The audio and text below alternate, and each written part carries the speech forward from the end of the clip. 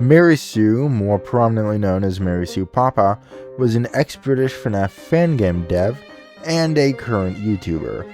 Something that surprised me when I first started researching for this video, but he changed his content to be more of like the family-friendly slop daily videos, which is not an inherent bad thing.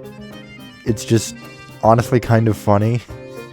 Judging from Five Nights in Anime and then this. Also, it's important to note that around 2020, Mary Sue actually ended up deleting his entire GameJolt account. And he does have a lot of other accounts still open. Do not go out and harass him. He's distanced himself from the series, and that's just a really shitty thing to do.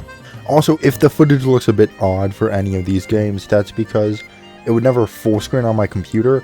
It would always go to the top left, and I'm not that great of an editor, so I just wanted to clarify that before we begin.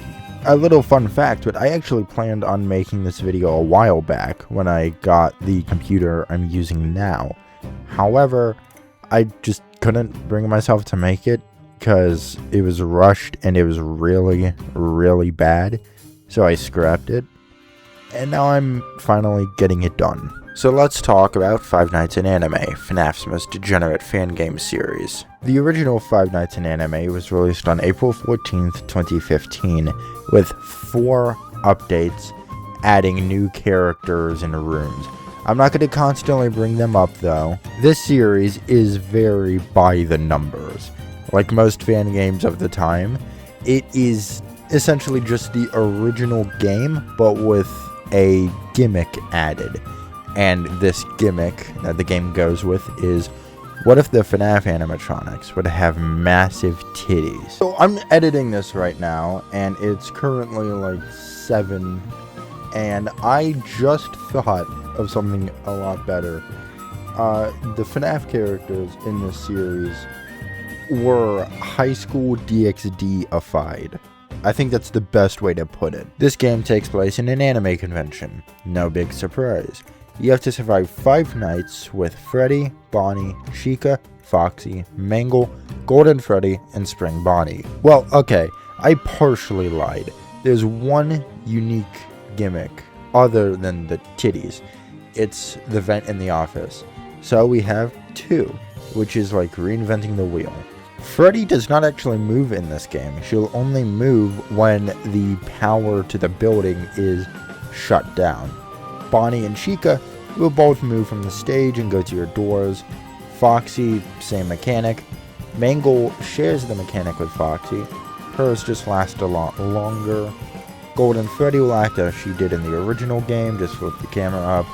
But you can actually see her in the closet. Spring Bonnie, or Spring Bonbon, or Spring Trap as she's known in the series, will go to the vent above the office, and you just have to close the door to stop her from getting in. That's really about it. If I'm being honest, I didn't hate this game, because it's just a typical fan game from the time. The most interesting part of the game is that you can pick any night right off the bat, which reminds me of Five Nights Adventurean Tale. Does anyone remember that? I might make a video on that and its sequel if anyone is interested. Well, that was Five Nights in Anime 1, and it's just okay. I would not recommend you play it, but let's move on to the sequel and let's see if that is better than the first game at least. There's so much porn! Five Nights in Anime 2 had a demo that was released on September 9th, 2015. The full game was later released on April 10th, 2016. And it has you coming back to the convention with widely the same cast as the first game.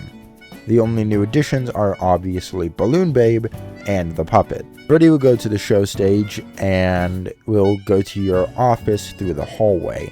If you see her in the hallway, all you have to do is just flash her and she'll leave. Bonnie and Chica will start at the stage and they'll be fended off using a pair of panties that has a durability bar. If the bar runs out, you can't use the panties for the rest of the night. And God, Chica's so annoying. I don't know if it's just me, but Chica will wait until you only have like a few seconds before the durability runs out. So I fucking hate Chica in this game. Fuck Chica. Although this reminds me a lot of the mask from Five Nights at the Illuminati too. It's like, I'm not gonna say anything, but I think that we could have a case of plagiarism on our hands. Regardless though, Foxy will be at Pirate's Cove and she'll run to the hallway. Like Freddy, you just have to flash her to make her go away. Mangle, she'll go to the office if you don't watch her. If you don't put the panties over your face, she'll kill you. Spring Bonnie and Golden Freddy will hide in the closet, and they'll try to get inside the room. You have to lure them back into the closet using the phone. The final two characters are BB, aka Balloon Babe, and she'll enter the office and take the panties if you don't get her out. And the puppet will not have a music box, thank God, already making me like this game's gameplay a lot more than the official game. So, since the puppet doesn't have a music box, how do we deal with her? She'll teleport into the office, and if you don't flip the camera up, then she will kill you. Now, I'm not a fan of this mechanic either, because I was playing the game, and what ended up happening was there were times where the puppet would teleport into the office, and one of the vent animatronics, like Bonnie and Chica, would be in the vents, and I was just kind of fucked regardless, because it's like, do I put the camera up to get rid of the puppet, which will cause Bonnie and Chica to instantly kill you, or do I just hope the puppet waits a while? It never worked out for me. There are times where Foxy would just straight up ignore the flashlight too. I know, I'm just complaining at this point, but I want to give my honest opinion on this game, and I do not have much to say about it. But I found this game to be okay. I would not recommend it solely because, just like the original game, this is pretty much just FNAF 2. But what if it was softcore pornography? I do think that in a technical sense at least, the gameplay is actually a lot better than the official FNAF 2. And I could guarantee you that sentence alone just put me on a FNAF hit list. Now, with all that done, we just need to talk about the final game in this trilogy, Five Nights in Anime Ultimate Location.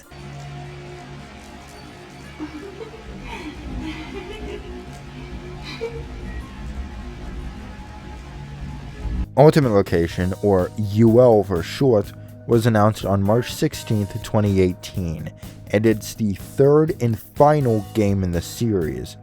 Now, we're going to have a lot to talk about, so let's go through it as fast as possible. Let's start with the animatronics that will spawn in your room. To that extent, you have Ballora and Scrap Baby. They'll be behind you and to the side of you. You have to look at Scrap Baby to send her back.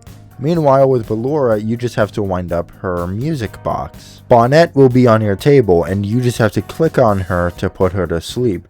If she gets fully awake, she'll steal your flashlight. Helpy will steal your body pillow if you don't click on her. Helpy's my least favorite because it's just RNG. Sometimes she'll appear instantly, sometimes she'll wait till like 2 or 3 a.m.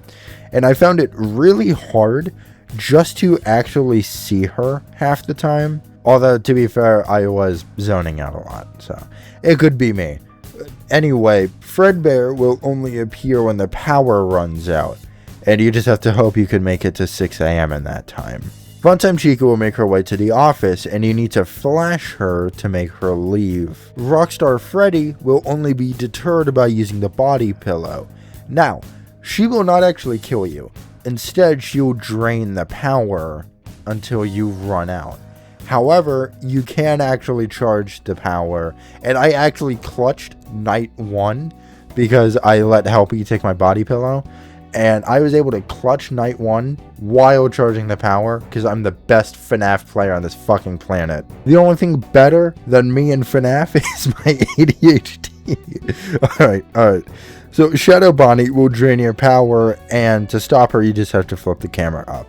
El Chip will simply act as a distraction on night 2. Speaking of night 2, because this is actually important, but Ultimate Location never survived anything past the demo because this game was canceled, and I'll speak more on my opinions about it later.